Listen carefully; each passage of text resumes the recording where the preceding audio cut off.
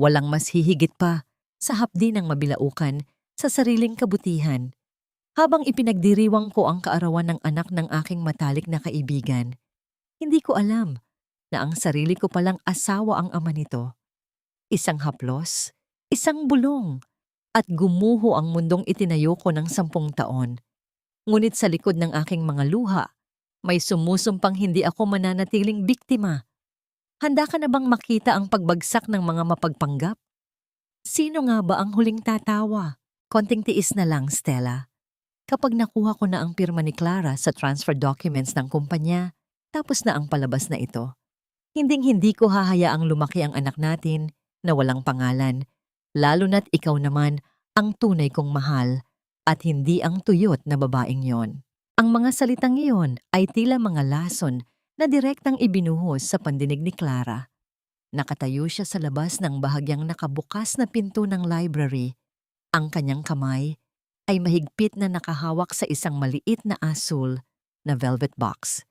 Sa loob niyon ay isang gintong kwintas na may pendant na krus, isang mamahaling regalo na pinili niya ng may buong pagmamahal para sa unang kaarawan ni Liam, ang anak ng kanyang matalik na kaibigan na si Stella. Sa kabilang dako ng dingding, sa malawak na garden ng kanilang mansyon, naririnig ang masayang tawanan ng mga bisita, ang malambing na tugtog ng mga pambatang awitin, at ang amoy ng masarap na pagkain.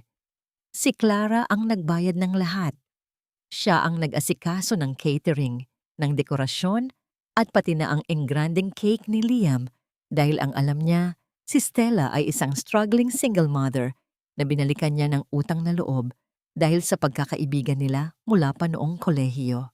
Ngunit ang bawat tawa ni Stella na naririnig niya ngayon sa loob ng silid, ang bawat huni ng pagsang-ayon nito sa kanyang asawa ay tila mga patalim na sumasaksak sa likuran ni Clara. Sana nga, Anton. Pagod na akong magtago. Pagod na akong makita kang bumabalik sa kanya gabi-gabi habang ako ang nag-aalaga sa anak natin ng mag-isa. Bulong ni Stella, ang boses na dati ay tila anghel sa pandinig ni Clara. Ngayon ay puno ng pait at panlilinlang. Naramdaman ni Clara ang unti-unting paglamig ng kanyang mga daliri. Ang hangin sa paligid ay tila nawala. Iniwan siyang humihingal sa gitna ng isang tuyong disyerto. Ang kanyang puso, na dati ay puno ng malasakit para sa kaibigan at paghanga sa asawa, ay parang isang kristal na ibinagsak sa semento, nadurog sa milyong piraso na walang paraan para mabuong muli. Hindi siya sumigaw, hindi siya humagulgol. Ang tanging naramdaman niya ay ang malakas na pagpintig ng ugat sa kanyang sentido at ang panunuyo ng kanyang lalamunan. Ang kanyang paningin ay nagsimulang lumabo dahil sa luhang pilit niyang pinipigilan, ngunit ang bawat detalye ng silid ay naging masakit sa kanyang mata. Ang amoy ng pabango ni Anton na siya mismo ang bumili, ngayon ay humahalo sa amoy ng rosas na paborito ni Stella. Dahan-dahan, ibinaba ni Clara ang kanyang tingin sa asul na velvet box. Ang gintong krus sa loob nito ay kumikinang sa ilalim ng ilaw, tila nanunuya sa kanyang katangahan. Ninang. Tinawag siyang ninang ni Liam. Pinagkatiwalaan niya ang mga taong ito nang higit pa sa kanyang buhay. Ibinigay niya ang lahat, pera, panahon, at katapatan dahil naniwala siya sa konsepto ng pamilya at pagkakaibigan. Ngunit sa isang iglap, ang lahat ng yon ay naging isang malaking kasinungalingan. Ang 10 taon ng pagsasama nila ni Anton, ang mga gabing puyat siya sa pagtatrabaho para mapalago ang kumpanyang tinatamasa ngayon ng asawa, ay naging puhunan lamang para sa kaligayahan ng ibang babae. Narinig niya ang tunog ng paggalaw ng mga silya sa loob, hudyat na lalabas na ang dalawa para bumalik sa party. Sa isang mabilis at tahimik na kilos, pumasok si Clara sa kabilang kwarto at isinara ang pinto nang walang anumang ingay. Sumandal siya sa likod ng pinto, ang kanyang dibdib ay nagbababa taas. Ang kanyang mga kuko ay bumaon sa sariling palad hanggang sa makaramdam siya ng hapdi. Sa salamin na nasa kanyang harapan, nakita ni Clara ang sarili. Ang maayos na pagkakaayos ng kanyang buhok, ang mamahaling cocktail dress, at ang mukhang pilit na itinatago ang pagod. Ngunit sa likod ng mga matang iyon, wala na ang Clara na kilala ng lahat. Paano nagawa ng mga taong pinahalagahan ko na gawin akong estranghero sa sarili kong buhay? Hanggang kailan nila ako ginawang tanga sa harap ng maraming tao, habang suot ang mga ngiting tila galing sa langit, ngunit may itim na balak sa ilalim. Huminga siya ng malalim. Ang hiningang iyon ay puno ng determinasyong tila yelo sa lamig. Pinunasan niya ang isang luhang nakatakas sa kanyang mata at inayos ang kanyang damit. Hindi pa ito ang oras para bumigay. Kung ang buhay niya ay naging isang dula-dulaan na pinamahalaan ng pagtataksil, sisiguraduhin niyang siya ang magsusulat ng huling kabanata. Lumabas si Clara ng silid at naglakad pabalik sa garden.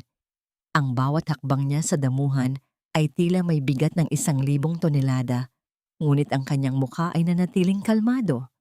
Nakita niya sina Anton at Stella na magkatabi malapit sa cake, nagtatawanan habang karga ang batang si Liam.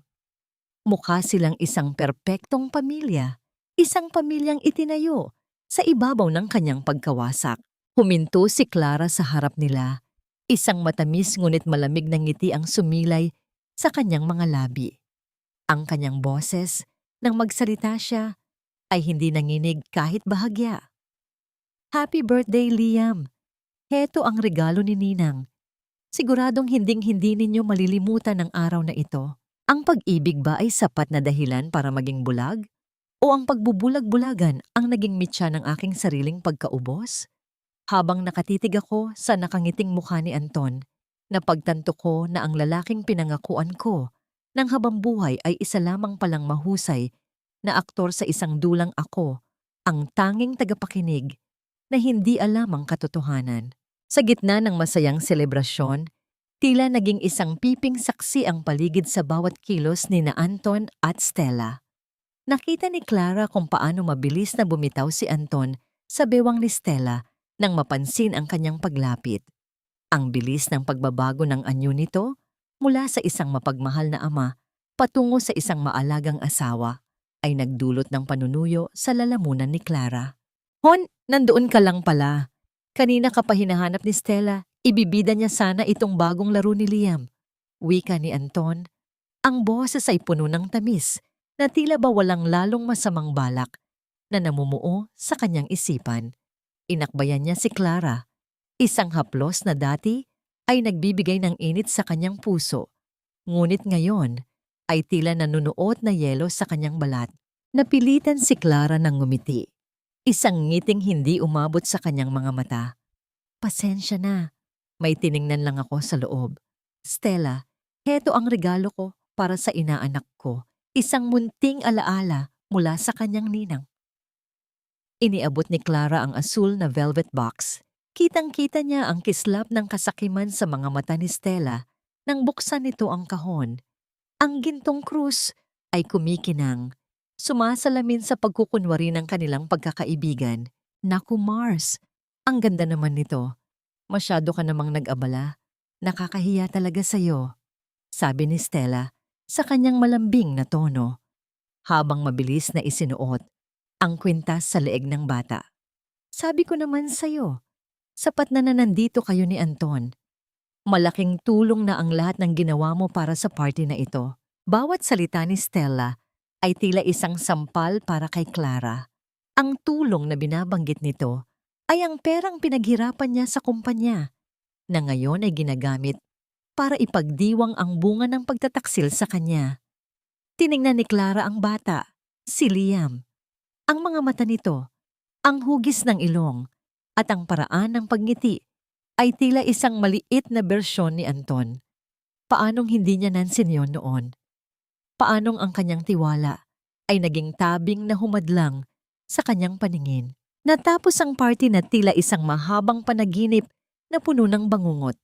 Sa loob ng kotse pauwi, ang katahimikan ay naging mabigat, tila isang pader na namamagitan sa mag-asawa. Tanging ang tunog ng makina ng sasakyan at ang paminsan-minsang pagpito ng hangin sa labas ang naririnig. Hon, parang ang tahimik mo yata kanina sa party. May problema ba sa opisina? Basag ni Anton sa katahimikan habang maingat na nagmamaneho. Huminga ng malalim si Clara, pilit na pinapakalma ang kanyang nagngingit-ngit na damdamin. Napagod lang siguro ako, Anton. Maraming inaasikaso sa kumpanya.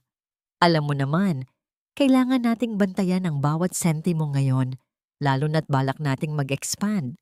Isang mabilis na sulyap ang ibinigay ni Anton sa kanya. Bakas ang kaba sa mga mata nito bago muling tumingin sa kalsada.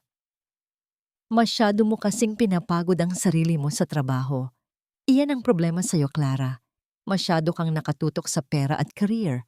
Minsan tuloy, naiisip ko, baka kaya hindi tayo biniyayaan ng anak ay dahil mas mahal mo pa ang kumpanya kaysa sa pagbuo ng pamilya. Tila tumigil ang mundo ni Clara sa narinig. Ang sakit ng mga salitang yon ay humiwa sa kanyang kaluluwa. Isang malupit na pagbabaliktad ng katotohanan. Siya ang nagtrabaho ng doble kayod para magkaroon sila ng maginhawang buhay, para magkaroon ng kinabukasan ang kanilang magiging anak, samantalang si Anton ay abala sa pagbuo ng pamilya sa ibang babae gamit ang kanyang pera. Iyon ba talaga ang tingin mo, Anton, na hindi ko binibigyang halaga ang pamilya natin? Mahinang tanong ni Clara. Ang kanyang boses ay tila isang babala ng paparating na bagyo. Hindi naman sa ganoon, Hon. Pero tingnan mo si Stella. Wala siyang gaanong pera, pero nakatutok siya sa anak niya. Doon ko nakikita ang tunay na halaga ng isang babae, ang pagiging ina. Patuloy ni Anton. Ang kanyang boses ay puno ng pagmamatuwid, isang anyo ng gaslighting na nagpaparamdam kay Clara na siya ang may pagkukulang. Hindi na sumagot si Clara. Nanatili siyang nakatingin sa labas ng bintana. Pinagmamasdan ang mga ilaw ng kalsada na nagdaraan. Ang bawat salita ni Anton ay naging gasolina sa apoy ng kanyang determinasyon. Kung ang pagiging tuyot at career-oriented ang tingin nito sa kanya, ipapakita niya kung ano ang kayang gawin ng isang babaeng itinulak sa hangganan ng kanyang pasensya. Pagdating sa bahay, agad na pumasok si Anton sa banyo para maligo. Naiwan si Clara sa loob ng kanilang silid. Ang kwartong naging saksi sa libu-libong pangako na ngayon ay wala ng silbi. Nakita niya ang cellphone ni Anton na naiwan sa ibabaw ng side table. Ang kanyang puso ay bumilis ang tibok. Alam niyang ito ang pintuan patungo sa mas marami pang katotohanan. Dahan-dahan, kinuha ni Clara ang phone. Alam niya ang password. Ang petsa ng kanilang anibersaryo. Isang mapait na kabalintunaan. Pagbukas ng screen, isang notification ang bumulaga sa kanya. Isang mensahe mula sa isang hindi nakapangalang numero. Ngunit ang profile picture ay malinaw na si Stella. Ang mensahe ay maikli, ngunit sapat na para gumuho ang huling natitirang pag-asa sa puso ni Clara. Salamat sa gabing ito, Papa. Masaya si Liam na nakasama ka sa birthday niya. Mag-ingat kapag uwi. Baka mahalata ka ng asawa mong matalas ang pakiramdam. I love you. Kasabay ng tunog ng pagpatak ng tubig mula sa shower sa loob ng banyo, naramdaman ni Clara ang isang kakaibang katahimikan sa kanyang paligid. Ang kanyang mga kamay ay hindi na nanginginig. Ang kanyang mga mata ay hindi na lumuluha. Sa halip, ang kanyang buong pagkatao ay binalot ng isang malamig at matalim na plano. Habang tinitingnan ang sarili sa salamin ng kanilang dresser, hinawakan ni Clara ang kanyang wedding ring. Marahan niya itong inikot sa kanyang daliri. Ramdam ang bigat ng isang sumpang matagal na palang nilabag ng kabilang panig. Kung ang pag-ibig ay naging isang laro ng panlilinlang, Anton, sisiguraduhin kong sa huli, wala kang matitira kahit isang baraha. Bulong ni Clara sa kanyang sarili. Ang kanyang refleksyon sa salamin ay tila isang estranghero na puno ng puot at talino. Biglang tumigil ang tunog ng tubig sa banyo. Lalabas na si Anton. Mabilis na ibinalik ni Clara ang cellphone sa dating pwesto nito at humiga sa kama, nagkunwaring natutulog. Ngunit sa ilalim ng kumot, ang kanyang mga mata ay nanatiling dilat, nakatitig sa dilim, naghihintay sa tamang sandali para magpakawala ng bagyo. Ang ulan ay tila nakikiramay sa bigat ng kaloobang dinadala ni Clara, ngunit ang bawat patak nito sa salamin ng kanyang kotse ay paalala rin ng mga luhang pilit niyang ikinukulong. Sinasabing, ang tubig ay nakapaglilinis, ngunit para sa kanya, tila lalo lamang lumalabo ang mundong dati ay malinaw niyang nakikita. Kinaumagahan matapos ang gabing puno ng pagtuklas, gumising si Clara na tila isang estranghero sa sarili niyang kama. Pinanood niya si Anton na magsuot ng kurbata. Ang kurbatang siya ang pumili para sa kanilang anibersaryo. Nang humalik ito sa kanyang pisngi bago umalis, hindi pagmamahal ang naramdaman niya, kundi isang malalim na pagkasuklam na dumaan hanggang sa kanyang kalamnan. Sa sandaling sumara ang pinto ng mansyon, agad na kumilos si Clara. Kinuha niya ang mga dokumentong matagal na niyang itinago sa isang lihim na folder, mga bank statement, transfer receipts, at mga ulat ng kumpanya. Sa bawat pahinang binabasa niya, mas lalong tumitindi ang hapdi. Hindi lang pala puso niya ang ninanakawan ni Anton, kundi pati na ang pawis at dugo na ipinuhunan niya sa loob ng 10 taon. Nagpasya siyang lumabas para makipagkita sa isang dating kakilala na alam niyang makakatulong sa kanya ng palihim. Habang nagmamaneho sa gitna ng dapit hapon, biglang bumuhos ang isang napakalakas na ulan. Ang langit ay nagdilim, tila hinihigop ang lahat ng liwanag sa kalsada. Sa gitna ng baha at kawalan ng katiyakan, ang makina ng kanyang sasakyan ay nagsimulang umungol ng kakaiba hanggang sa tuluyan itong tumigil. Sinubukan ni Clara na paandarin itong muli, ngunit tanging ang tunog ng pagpihitit ng susi ang sumasagot sa kanya sa katahimikan ng loob ng sasakyan. "Huwag ngayon! Please, huwag ngayon!" bulong ni Clara, ang kanyang boses ay nanginginig. Hinampas niya ang manibela sa sobrang frustrasyon. Ang lahat ng emosyong pinipigilan niya mula pa kagabi, ang galit, ang pait, ang pagod, ay biglang sumabog. Sumandal siya sa upuan at tuluyang humagulgol. Ang tunog ng kanyang pag-iyak ay nalunod sa malakas na hampas ng ulan sa bubong ng sasakyan. Sa gitna ng kanyang pagluha, isang mahinang katok sa bintana ang gumising sa kanyang diwa. Isang anino ng lalaki ang nakatayo sa labas, may hawak na malaking itim na payong. Mabilis na pinunasan ni Clara ang kanyang mukha at ibinaba ng bahagya ang salamin. "Clara, ikaw nga ba yan?" Isang baritonong boses ang narinig niya, puno ng pag-aalala at pamilyar na tono. Nang itaas ni Clara ang kanyang paningin, nakita niya ang mga mata ni Gabriel, si Gabriel, ang matalinong abogado na dati niyang kaibigan noong kabataan bago siya tuluyang mabulag sa pag-ibig kay Anton. "Gabriel?" Gulat na tanong ni Clara. Ang kanyang boses ay paus pa rin mula sa pag-iyak. "Anong ginagawa mo rito sa gitna ng baha? Halika, lumipat ka muna sa sasakyan ko. Hindi na ligtas dito. Baka lalong tumaas ang tubig." Seryosong wika ni Gabriel. Hindi na naghintay ng sagot ang lalaki. Binuksan nito ang pinto at maingat na inalalayan si Clara sa ilalim ng kanyang payong. Nang makaupo na sila sa loob ng sasakyan ni Gabriel, ang amoy ng peppermint at lumang libro ay tila nagbigay ng panandali ang ginhawa kay Clara.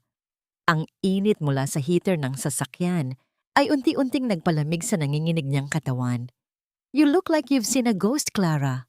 O baka mas malala pa sa ghost," mahinang sabi ni Gabriel habang iniaabot sa kanya ang isang malinis na panyo. "I don't think it's just about the car." Tiningnan ni Clara ang panyo sa kanyang kamay. Puting-puti ito, walang bahid, kabaliktaran ng kanyang buhay na puno na ng mantsa ng pagtataksil. "I'm fine, Gabriel. Masyado lang sigurong maraming iniisip sa kumpanya. You know how it is? The stress of management." Pagsisinungaling ni Clara, pilit na ibinabalik ang kanyang maskara ng katatagan. Ngunit hindi na tinaga si Gabriel. Tinitigan siya nito ng diretso sa mga mata, ang uri ng tingin na tila binabasa ang bawat pahina ng kanyang kaluluwa. Hindi ka marunong magtago ng sikreto sa akin noon pa man, Clara. Your eyes, they don't look like the eyes of a busy CEO. They look like the eyes of someone who just lost her world. Napalunok si Clara. Ang katahimikan sa loob ng kotse ay naging masaksi sa tensyong namamagitan sa kanila. Gusto niyang magsalita. Gusto niyang isigaw ang lahat ng sakit. Ngunit ang takot at ang dangal na natitira sa kanya ay pumipigil sa kanyang dila. Anyway, I'm glad I saw you, sabi nila. Nothing happens by accident. Pagpapatuloy ni Gabriel, ang kanyang boses ay lumambot. If you need a lawyer or just a friend who knows how to keep a secret, alam mo kung saan mo ako mahahanap. Sa sandaling iyon, habang inaabot ni Clara ang panyo pabalik kay Gabriel, sandaling nagdampi ang kanilang mga balat. Hindi iyon ang uri ng pagdampi na nagbibigay ng kuryente, kundi isang pagdampi na tila nagsasabing, nandito ako, hindi ka nag-iisa.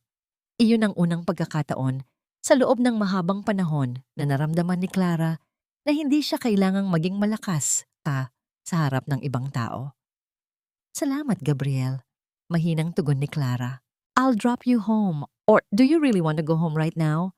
Tanong ni Gabriel, tila na hahalata ang kanyang pag-aalinlangan. Tumingin si Clara sa labas ng bintana sa madilim na kalsada na tila walang katapusan. Kailangan kong bumalik. Doon ang laban ko. Nang makarating sila sa harap ng mansyon, bumaba si Gabriel para pagbuksan siya ng pinto at payungan hanggang sa porch. Ngunit bago pumasok si Clara, may iniabot si Gabriel na isang maliit na card. My personal number. Tumawag ka kahit anong oras. I mean it, Clara. Pumasok si Clara sa loob ng bahay na tila isang anino. Ang mansyon ay madilim. Tanging ang ilaw mula sa library ang nakabukas. Naririnig niya ang boses ni Anton sa loob, mahina at malambing, tila may kausap sa telepono. Dahan-dahan siyang lumapit sa pinto. Ang kanyang puso ay muling bumililis ang tibok. Sa kabila ng lahat ng sakit, may isang bahagi ng kanyang pagkatao ang umaasang mali siya na baka panaginip lang ang lahat. Ngunit ang narinig niya ay muling dumurog sa kanyang natitirang lakas. Oo, Stella. Huwag kang mag-alala. Malapit na. I'm just waiting for the right moment to make her sign the papers. I love you too, Mommy. Kiss Liam for me. Napatakip ng bibig si Clara para pigilan ang isang impit na tili. Ngunit sa pagkakataong ito, hindi lang sakit ang nararamdaman niya. Sa kanyang kabilang kamay, mahigpit niyang hawak ang card ni Gabriel. Minsan, ang pinakamalakas na kalaban ay hindi yung nakikipaglaban sa iyo ng harapan, kundi yung nakangiti sa iyong harapan habang dahan-dahang hinahalo ang lason sa iyong iniinom. Sinasabi nilang, ang tahanan ay isang santuwaryo.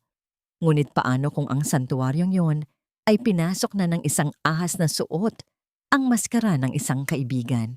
Mars, dinalhan kita ng paborito mong ginataang bilo-bilo. Alam ko kasing pagod ka sa kumpanya, kaya naisip kong pasayahin ka, kahit man lang sa ganitong paraan. Ang boses ni Stella ay tila musika sa pandinig ng sino mang hindi nakakaalam ng katotohanan, malambing, puno ng malasakit, at tila walang bahid ng dumi. Ngunit para kay Clara, ang bawat salitang lumalabas sa bibig ng kanyang kaibigan ay tila kuko ng halimaw na kumakayod sa kanyang balat. Kasalukuyang nasa kusina si Clara, mahigpit na nakahawak sa gilid ng lababo, habang ang mga litratong natanggap niya kagabi ay nakatago sa ilalim ng isang makapal na cookbook. Ang mga imahe sa litrato ay paulit-ulit na sumasagi sa kanyang isipan. Si Anton, si Stella, at ang kanyang biyanan na si Aling Martha, masayang nagtatawanan sa isang binyagan na hindi niya alam. Sila ang tunay na pamilya at siya ang estrangherong nagbabayad para sa kanilang kaligayahan. Inayos ni Clara ang kanyang sarili bago humarap kay Stella. Nakita niya ang kaibigan na abalang naglalabas ng mga lalagyan ng pagkain. Tila komportable sa kusinang yon gaya ng pagiging komportable nito sa piling ng asawa ni Clara. Salamat, Stella. Nag-abala ka pa talaga. Mahinang sagot ni Clara. Ang kanyang boses ay malamig gaya ng yelo. Ngunit sa sobrang abala ni Stella, sa pagpapanggap ay hindi nito napansin ang kakaibang tono. Ano ka ba, Mars? Maliit na bagay lang ito kumpara sa lahat ng naitulong mo sa amin ni Liam. Sabi ko nga kay Anton kanina nang dumaan siya sa amin para maghatid ng gatas. Napakaswerte niya sa'yo dahil napakabuti mong tao, wika ni Stella.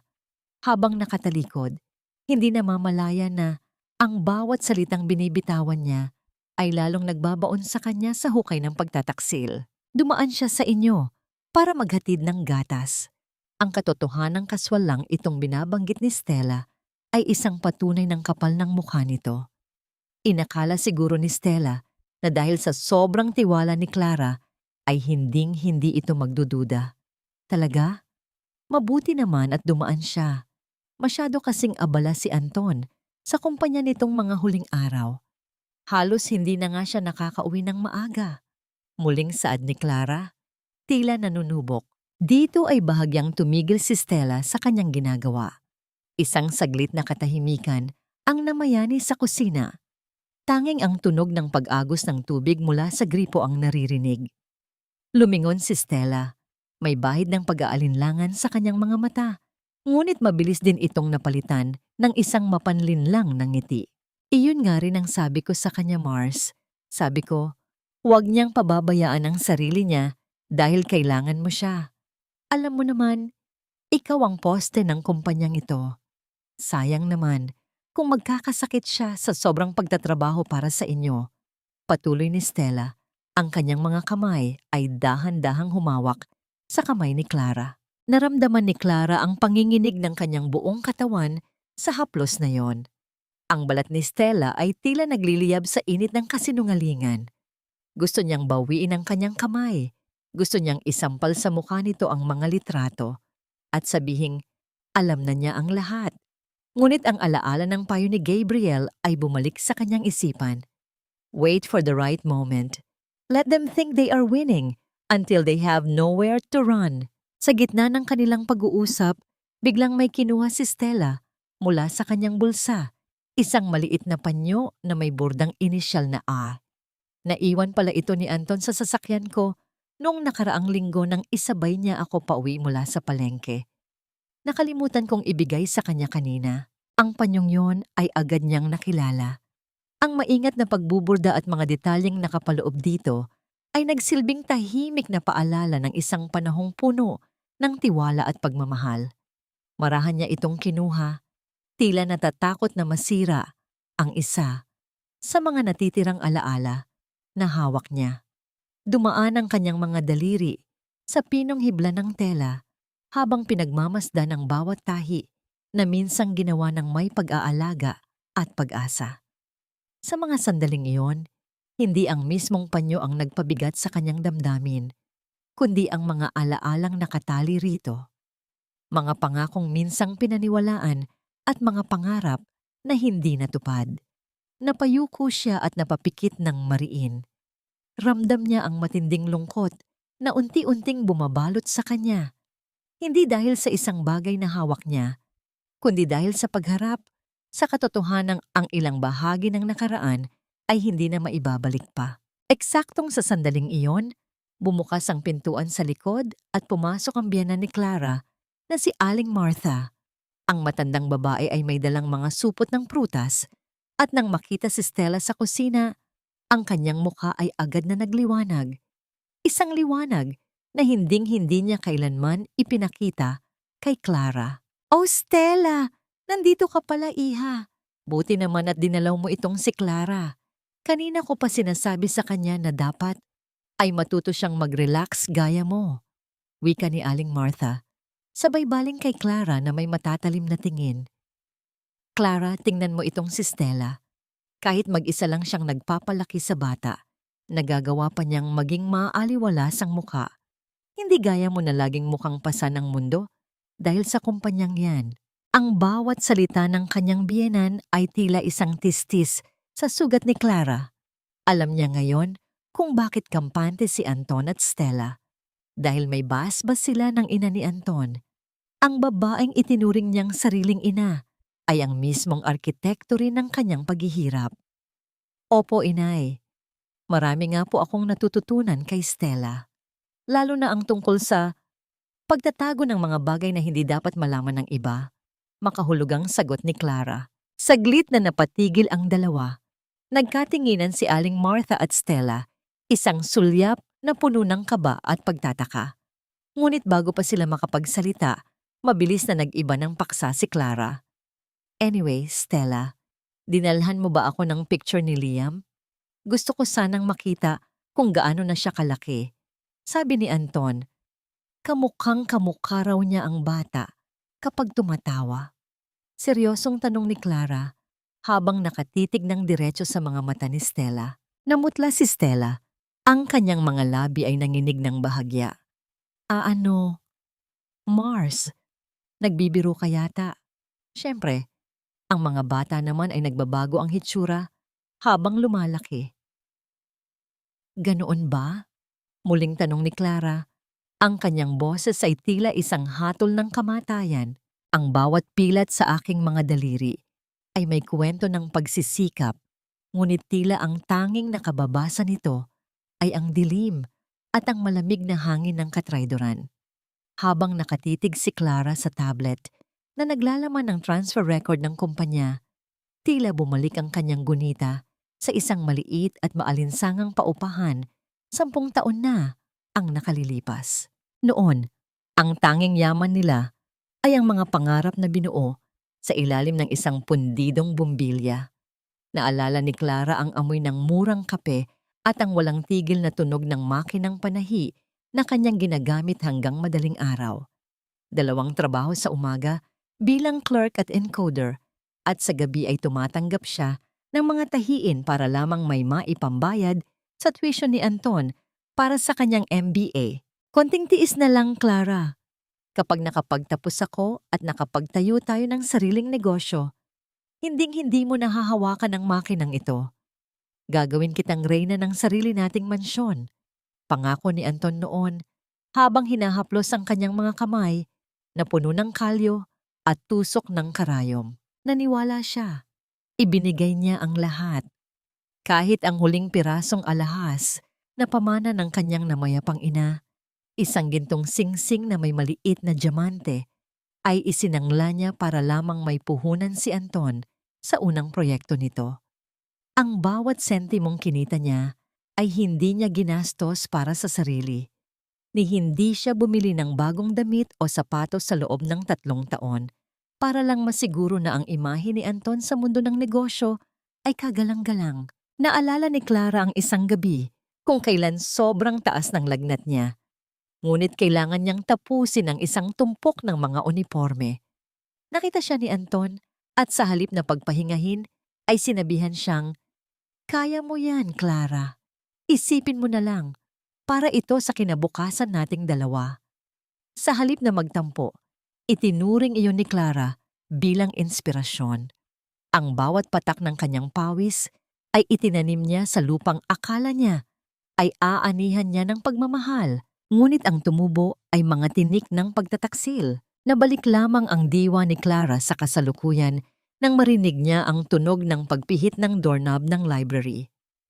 Mabilis niyang itinago ang tablet sa ilalim ng mga folder at pilit na kinalma ang kanyang mukha. Pumasok si Anton. Suot ang kanyang mamahaling suit, mukhang matagumpay at kagalang-galang, ang mismong imaheng binuo ni Clara mula sa wala. "Clara, bakit nandito ka pa sa dilim?" Sabi ni Inay. "Kanina ka pa raw parang wala sa sarili mula nang umalis si Stella." Wika ni Anton, sabay bukas ng ilaw. Ang biglaang liwanag ay tila nagpasingkit sa mga mata ni Clara, ngunit mas lalong nagpadilim sa kanyang kalooban. "Iniisip ko lang kung gaano kabilis ang panahon, Anton. Naalala mo ba noong nagsisimula pa lang tayo? Noong isinangla ko ang singsing ni Mama?" Mahinang tanong ni Clara habang nakatitig ng diretso sa kanyang asawa. Saglit na napatigil si Anton. Bakas ang pagkailang sa kanyang mukha bago ito napalitan ng isang pilit na ngiti. "Matagal na yon, Hon. Bakit mo pa binabalikan ang hirap? Ngayon, nasa rurok na tayo. Dapat nating i-enjoy ang bunga ng pinaghirapan natin." "Pinaghirapan natin?" O pinaghirapan ko na ngayon ay pinaghahati-hatian ninyong tatlo? Muntik nang masabi ni Clara, ngunit pinigilan niya ang kanyang dila. Sa halip, lumapit siya kay Anton at inayos ang kurbata nito. Oo nga, malayo na ang narating natin. Sobrang layo, na tila hindi ko nakilala ang lalaking nasa harapan ko. Ang dami mong hugot ngayong gabi. Siguro ay kailangan mo lang ng bakasyon. Anyway, kailangan kong lumabas sandali. May urgent meeting lang sa kumpanya tungkol sa bagong supplier. Paalam ni Anton. Sabay halik sa noo ni Clara. Isang halik na tila tatak ng isang hudas. Nang makaalis si Anton, hindi na nag-aksaya ng panahon si Clara. Alam niyang ang urgent meeting na yon ay walang iba kundi ang pagpunta kay Stella para ipagdiwang ang perang kakakuha lang nila mula sa kumpanya. Nilabas niya ang kanyang cellphone at tinawagan ang numerong ibinigay ni Gabriel. Gabriel, kailangan na nating kumilos. Ngayon na, maring sabi ni Clara sa kabilang linya. Handa na ang lahat, Clara. Pero sigurado ka na ba? Kapag sinimulan natin ito, wala nang balikan. Mawawasak ang pamilyang iningatan mo ng 10 taon. Sagot ni Gabriel. Ang boses ay puno ng seryosong babala. Wala nang pamilyang wawasakin, Gabriel. Dahil matagal na nila itong winasak sa bawat pagsisinungaling nila. Ngayon, kukunin ko lang kung ano ang sa akin. Sagot ni Clara, habang tinitingnan ang kanyang mga kamay. Wala na ang makinang panahi, wala na ang kalyo, ngunit ang pilat ng sakripisyo ay nananatiling nakaukit sa kanyang puso. Ang bawat pirma ay dapat na simbolo ng tiwala, ngunit sa mga kamay ng taong mapanlinlang, ito ay nagiging isang tanikala na unti-unting sumasakal sa iyong kinabukasan. Sa ilalim ng malamig na liwanag ng buwan, tiningnan ni Clara ang mga dokumentong iniabot ng babaeng teller na si Gina. Ang kanyang mga kamay ay tila naging yelo sa lamig nang makita ang isang special power of attorney na may pangalan niya. Ginamit po ni Sir Anton ang dokumentong ito para hilingin ang pag-withdraw ng lahat ng laman ng inyong joint savings account bukas, pagpatak ng 9:09 ng umaga. Bulong ni Gina. Ang boses ay puno ng takot. Sinuri ko po ang pirma ninyo, ma'am. Mukhang totoo sa unang tingin, pero alam kong hindi kayo gagawa ng ganitong kalaking transaksyon nang hindi ako tinatawagan. Hinawakan ni Clara ang papel. Ang pirma sa ibaba, ang kurbada ng bawat titik, ang diing ginamit, ay halos perpektong kopya ng kanyang sulat kamay. Ngunit alam niya sa sarili niya na kailanman ay hindi siya pumirma sa dokumentong ito. Pinag-aralan ni Anton ang bawat galaw niya, bawat detalye ng kanyang buhay, hindi dahil sa pagmamahal, kundi para sa sandaling ito ng pagnanakaw. Salamat, Gina. Hindi mo alam kung gaano kalaki ang naitulong mo sa akin. Mahinang tugon ni Clara. Huwag kang mag-alala. Hindi ka madadamay rito. Gawin mo lang ang trabaho mo bukas, pero siguraduhin mong magkakaroon ng delay ang proseso. Nang makaalis ang teller, binalot ng matinding katahimikan ang mansyon. Tumingin si Clara sa paligid, sa mga mamahaling chandelier, sa mga dekalidad na muebles, at sa malawak na hagdanan. Ang lahat ng ito ay simbolo ng kanyang tagumpay, ngunit ngayon ay tila ba isang malaking kulungan na unti-unting gumuho sa kanyang ulunan. Hindi sapat ang saktan siya sa emosyonal na paraan. Gusto siyang iwan ni Anton na pulubi, walang matitira, kahit isang kusing, habang ito ay magpapakasasa sa karangyaan kasama si Stella. Sa gitna ng kanyang pag-iisip, napatingin si Clara sa isang maliit na frame sa ibabaw ng piano. Larawan iyon ng kanilang wedding day. Nakasuot siya ng puting bestida. Simple lang dahil wala pa silang pera noon. Ngunit ang ngiti niya ay abot hanggang langit dahil akala niya ay nahanap na niya ang kanyang katuwang sa buhay.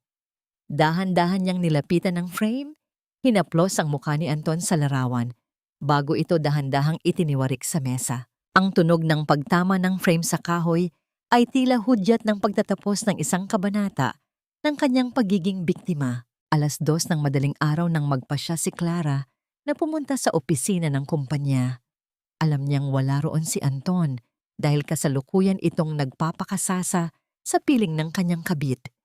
Gamit ang kanyang sariling susi, pumasok siya sa tahimik na gusali.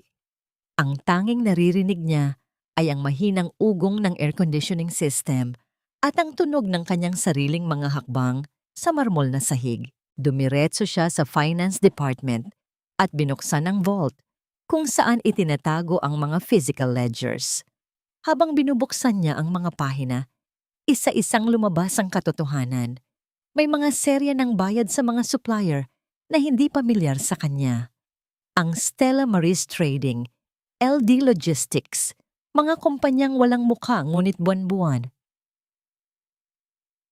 ay tumatanggap ng milyong halaga mula sa kumpanya ni Clara. Dito pala napupunta ang pondo para sa expansion. Bulong ni Clara sa gitna ng kadiliman. Ninanakawan mo ang kumpanya para pondohan ang luho ng pamilya mo sa labas. Habang abala sa pag-scan ng mga dokumento gamit ang kanyang phone, biglang may narinig siyang tunog ng pagpihit ng pintuan sa labas ng departamento. Mabilis na pinatay ni Clara ang ilaw ng kanyang cellphone at nagtago sa ilalim ng isang malaking mesa. Ang kanyang puso ay tila gustong kumawala sa kanyang dibdib. Naririnig niya ang mabibigat na hakbang ng isang tao na papasok sa silid. Isang liwanag mula sa flashlight ang gumala sa paligid, tumatama sa mga filing cabinet at sa mga upuan. Naramdaman ni Clara ang panginginig ng kanyang mga tuhod. Sino ang pupunta rito sa ganitong oras? Si Anton ba? O baka ang security guard? Alam kong nandito ka, Clara. Huwag mo nang pahirapan ang sarili mo. Ang boses na yun. Hindi kay Anton. Yun ang boses ni Aling Martha, ang kanyang biyenan. Namutla si Clara. Paanong narito ang matanda? At paano nito nalamang narito siya? Dahan-dahang lumabas si Clara mula sa kanyang pagkakapagtago. Tinitigan ng kanyang biyenan na ngayon ay may hawak na flashlight at isang susi. Isang susi na kopyang-kopya sa susi ni Anton. Inay, anong ginagawa niyo rito? Tanong ni Clara. Pilit na pinatatatag ang kanyang boses. Ang matandang babae ay tumawa ng mapait. Isang tunog na tila kiss-kiss ng kalawang sa bakal. Akala mo ba ay ikaw lang ang matalino rito? Alam ko ang bawat galaw mo. Mula nang magsimula kang mag-imbestiga, alam ko na. At binalaan ko na si Anton, pero masyado siyang naging kampante dahil akala niya ay mahal na mahal mo siya. Lumapit si Aling Martha kay Clara. Ang mga mata nito ay puno ng puot. Bakit hindi mo nalang ibigay ang hinihingi ng anak ko? Mayaman ka na, Clara. Marami ka pang kikitain. Pero ang anak ko, kailangan niya ng panigurado para sa apo ko. Si Stella ang karapat-dapat para sa kanya dahil si Stella ang nagbigay sa amin ng tagapagmana na kailanman ay hindi mo na ibigay. Ang ingay ng alarm system ay tila isang malakas na hiyaw na bumabasag sa katahimikan ng gabi. Ngunit mas malakas ang tibok ng puso ni Clara na tila gustong kumawala sa kanyang dibdib. Sa ilalim ng liwanag ng mga bombilya na kusang bumukas, ang anyo ni Aling Martha ay tila isang estatwa ng kalupitan. Ang dalawang lalaking nakaitim ay dahan-dahang lumapit kay Clara. Ang kanilang mga mukha ay walang emosyon, handang bawiin ang anumang ebidensyang hawak niya. Ibigay mo na sa kanila ang mga papel na yan, Clara. Huwag mo nang pahirapan ang sarili mo. Sa tingin mo ba ay hahayaan kitang sirain ang buhay ng anak ko ng ganoon na lamang? Ang boses ni Aling Martha ay nanunuya. Bawat salita ay tila may kasamang lason. Hindi mo alam kung gaano katagal naming pinaplano ito. Masyado kang naging kampante dahil akala mo ay ikaw ang nagpapatakbo ng mundong ito. Inay, paano niyo nagawa ito? Lahat ng luho niyo, lahat ng gamot niyo, lahat ng perang ginagastos niyo sa kasino at paglalakbay galing sa akin. Galing sa pagod ko. Ang sigaw ni Clara. Ang kanyang boses ay nanginginig sa pagitan ng galit at matinding pighati. Ngunit ang matandang babae ay tumawa lamang ng mapait. Utang na loob? Iyan ba ang isusumbat mo sa akin? Ang pagpapakasal mo kay Anton ang pinakamalaking pagkakamali niya. Kung hindi dahil sa iyo, Matagal na silang kasal ni Stella. Matagal na akong may apo sa tuhod. Ang pera mo, kabayaran lamang yan sa 10 taon na ninakaw mo sa kaligayahan ng pamilya ko. Habang papalapit ang isang lalaki para hablutin ang kanyang cellphone, biglang tumunog ang isang baritonong boses mula sa bukana ng departamento. Bitawan niyo siya. Lahat ay napalingon. Nakatayo roon si Gabriel. Maayos ang suot na coat, kalmado ang mukha ngunit ang kanyang mga mata ay tila nagbabaga sa talim. Sa kanyang likuran ay 2 unipormadong security guard na hindi pamilyar kay Clara. Hindi sila ang mga guards na binabayaran ni Anton. Gabriel! Bulong ni Clara, ang kanyang mga tuhod ay tila bibigay na sa panghihina. Mabilis na lumapit si Gabriel kay Clara at humarang sa pagitan niya at ng mga lalaki. Ang kanyang presensya ay tila isang matibay na pader na nagbibigay ng proteksyon. Nakarecord ang lahat ng nangyayari rito sa personal cloud server ni Clara. At bago kayo gumawa ng anumang hakbang, gusto kong malaman nyo na ang mga security guards na kasama ko ay mula sa isang private firm na kinuha ko para bantayan ang kumpanyang ito simula kaninang gabi. Namutla si Aling Martha. Sino ka ba? Ano ang pakialam mo sa usaping pamilya namin? Tinitigan siya ni Gabriel ng walang kurap. Ako ang legal counsel ni Clara. At sa batas, ang pagnanakaw sa sariling kumpanya at ang pananakot sa may-ari nito ay hindi usaping pamilya. Iyon ay krimen. Binaling ni Gabriel ang kanyang tingin sa 2 lalaking nakaitim. Kung gusto ninyong manatiling may trabaho at hindi mabulok sa kulungan, mungkahi ko na umalis na kayo rito bago dumating ang mga tunay na pulis. Dahil sa takot sa awtoridad, nadala ni Gabriel. Mabilis na nagkatinginan ang dalawa at naglakad palayo. Iniwan ang nagngingit-ngit na si Aling Martha. Ang matandang babae, sa kabila ng takot, ay nagawa pa ring magsabog ng mapait na salita bago tuluyang lumabas. Tandaan mo ito, Clara. Wala kang mapapala sa lalaking ito. Bukas, paggising mo, wala na sa iyo ang lahat. Nang tumahimik ang paligid at tanging ang mahinang huni na lamang ng alarm ang naririnig, naramdaman ni Clara ang tuluyang pagbagsak ng kanyang lakas. Halos matumba siya kung hindi lamang siya mabilis na nasalo ni Gabriel. Maingat na inalalayan ni Gabriel si Clara sa isang silya. Naramdaman ni Clara ang init ng mga kamay ni Gabriel sa kanyang balikat. Isang haplos na hindi naghahanap ng anuman kundi ang magbigay ng kapanatagan. Dahan-dahang kinuha ni Gabriel ang isang bote ng tubig mula sa kanyang bag at binuksan ito para kay Clara. Ang kanilang mga mata ay nagtagpo. Sa paningin ni Gabriel, walang paghuhusga, tanging isang malalim na pag-unawa at paghanga sa tatag ni Clara. Salamat, Gabriel. Hindi ko alam kung anong gagawin ko kung hindi ka dumating. Mahinang sabi ni Clara habang umiinom ng tubig. Ang kanyang kamay ay nanginginig pa rin ng bahagya. I followed my instinct, Clara. Noong tumawag ka, naramdaman kong may mali. Bulong ni Gabriel, ang kanyang boses ay puno ng lambing na tila isang haplos sa sugatang puso ni Clara. Hindi mo kailangang maging mag-isa sa laban na ito. From now on, bawat hakbang mo, nasa likod mo ako. Inabot ni Gabriel ang kanyang panyo at dahan-dahang pinunasan ng isang luhang nakatakas sa mata ni Clara. Ang sandaling iyon ay tila tumigil ang mundo. Ang sakit ng nakaraan ay panandaliang natakpan ng isang uri ng pag-asa na matagal nang hindi nararamdaman ni Clara. Kilig na may kasamang respeto, iyon ang pakiramdam ng pagiging ligtas sa piling ng isang taong tunay na nagpapahalaga sa iyo. Kailangan nating kumilos, Gabriel. Ang bangko. Bukas ng umaga, itutuloy ni Anton ang pag-withdraw ng lahat ng pera. Paalala ni Clara. Pilit na ibinabalik ang kanyang atensyon sa laban. Alam ko, nakahanda na ang injunction papers, pero bago iyon, may gusto akong ipakita sa iyo, sabi ni Gabriel habang kinukuha ang envelope na nakuha ni Clara sa vault. Binuksan niya ito at inilabas ang isang dokumentong hindi napansin ni Clara kanina dahil sa gulo. Ito ay isang deed of mortgage. Ang kanilang mansyon, ang bahay na itinayo ni Clara mula sa sarili niyang ipon bago pa sila ikasal ni Anton, ay isinangla ni Anton gamit ang parehong palsipikadong pirma ni Clara. At ang perang nakuha sa mortgage ay hindi napunta sa kumpanya. Rico, hindi ito maaari. Bakit ang kapatid ko pa? Ang pangalang nakasulat sa mortgage document bilang saksi ay tila isang mitya na sumunog sa huling natitirang kuta ng katatagan ni Clara.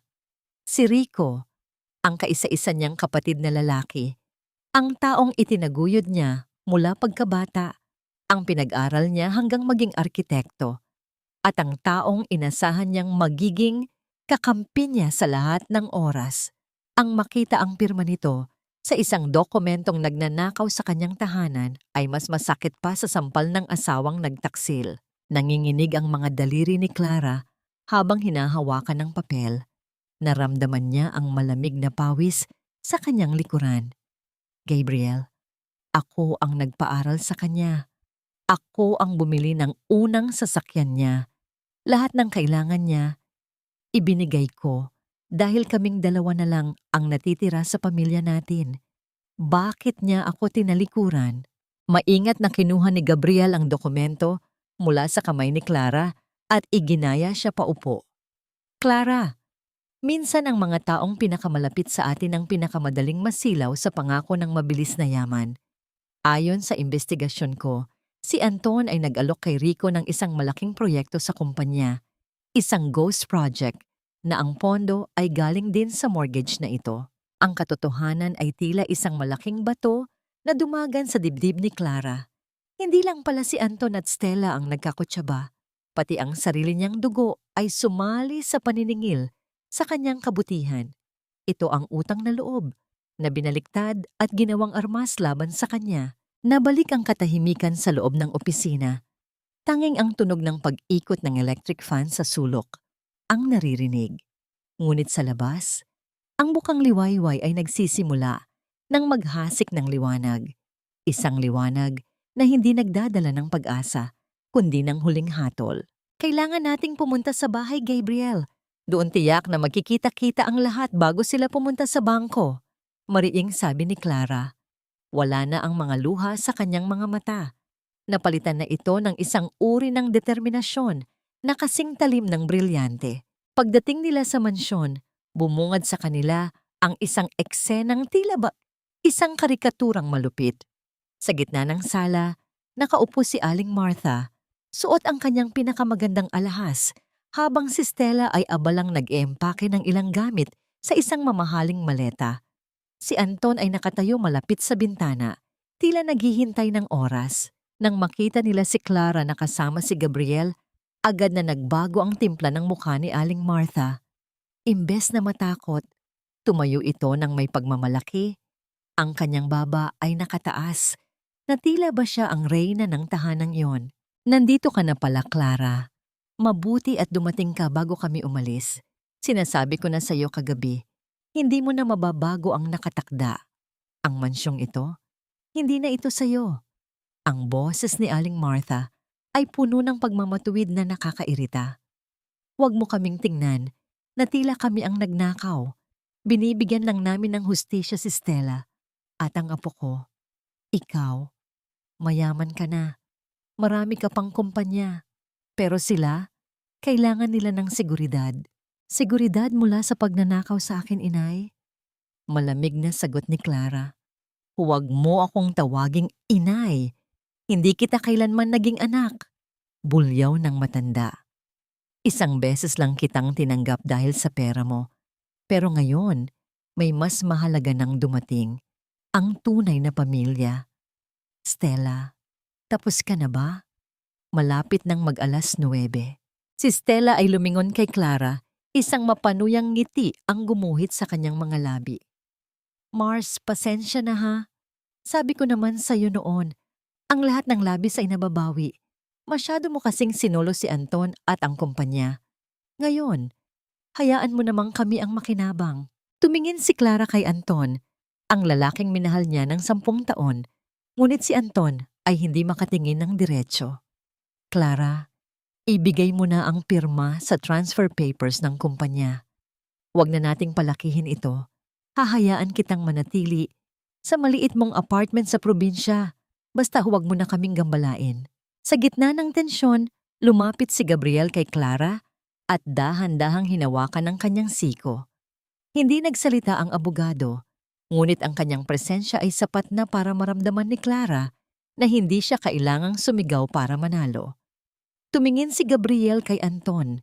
Ang kanyang boses ay kalmado, ngunit bawat salita ay tila isang hatol.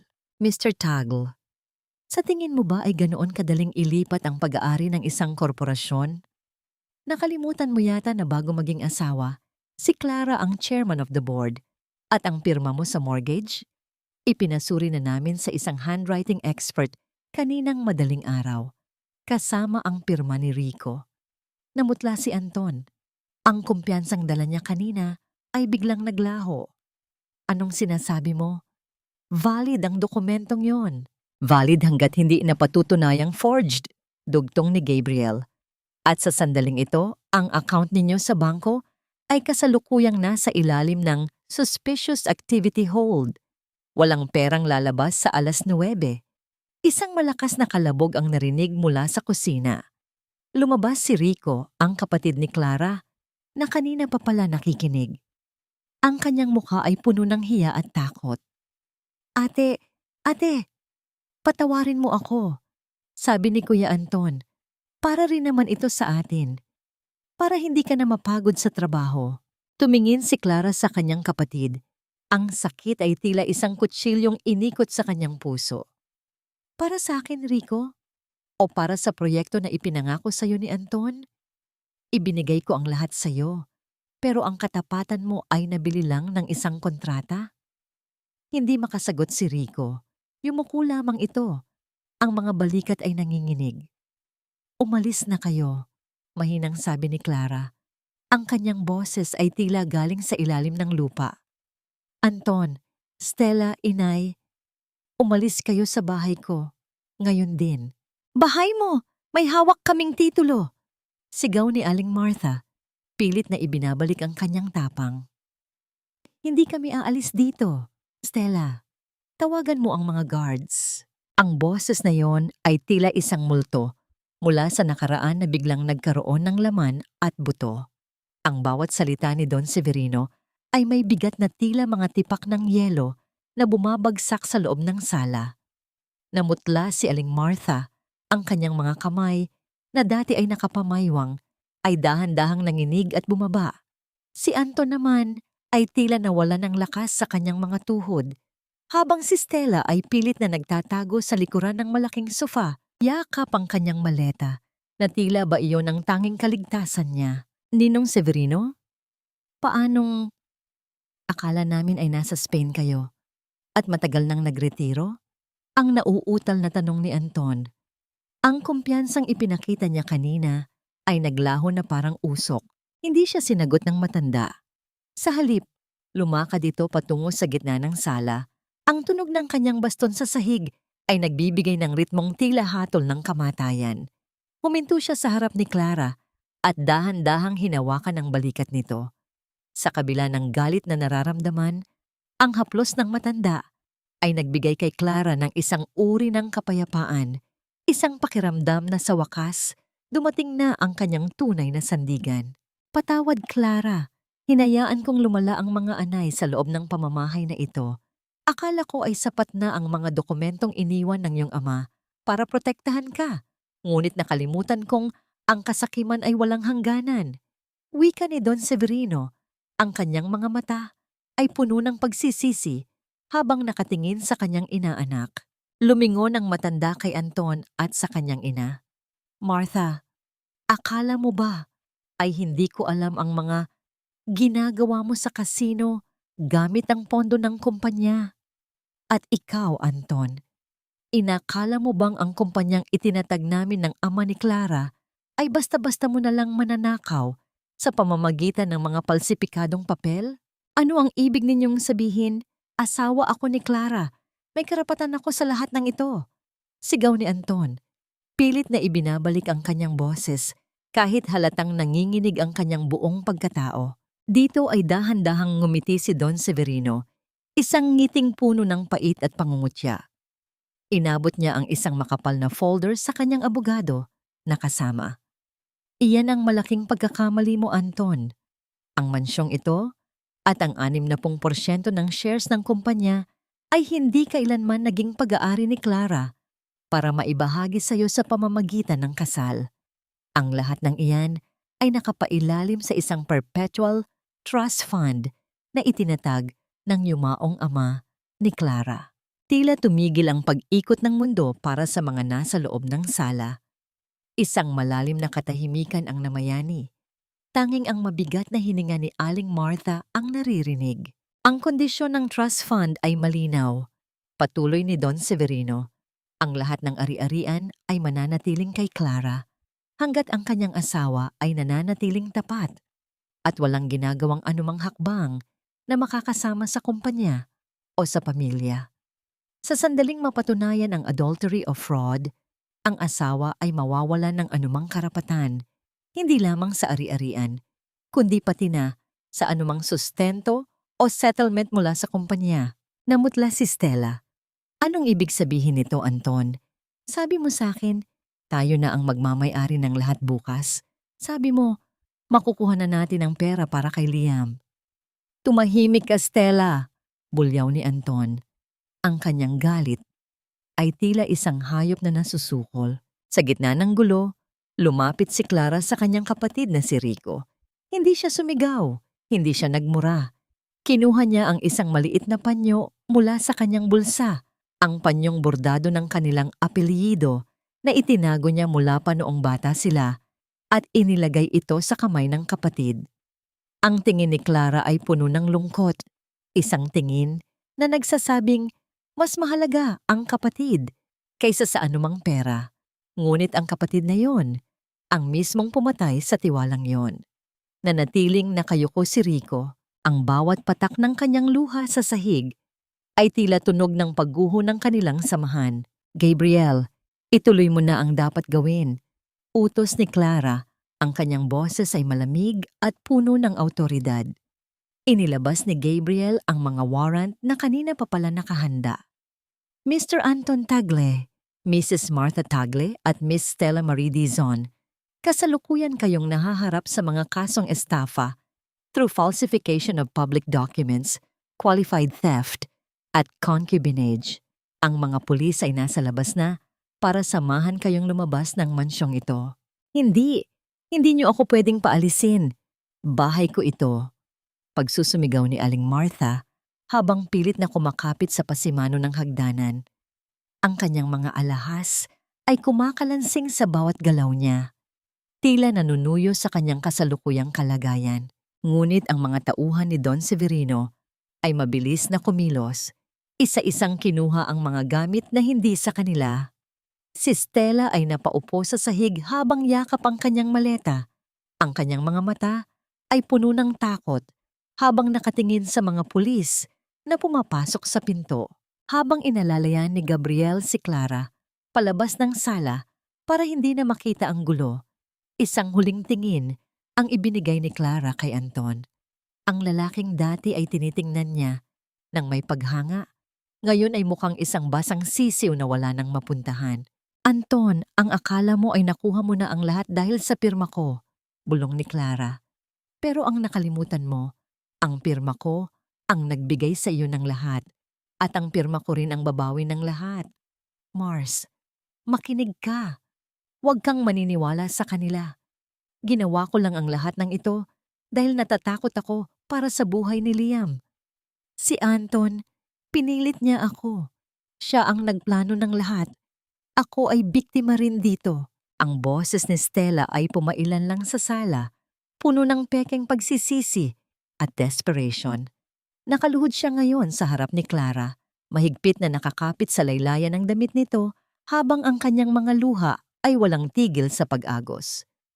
Ito ang Stella, na kilala ng lahat, ang kaawa-awang biktima na laging nakakahanap ng paraan para baliktarin ang sitwasyon. Ngunit sa likod ng mga matang iyon, nakita ni Clara ang apoy ng kasakiman na hindi kailanman mamamatay. Hindi gumalaw si Clara. Nanatili siyang nakatitig sa kawalan. Ang kanyang diwa ay lulan pa rin ng mga huling salitang binitawan ni Anton tungkol sa kanyang mga magulang.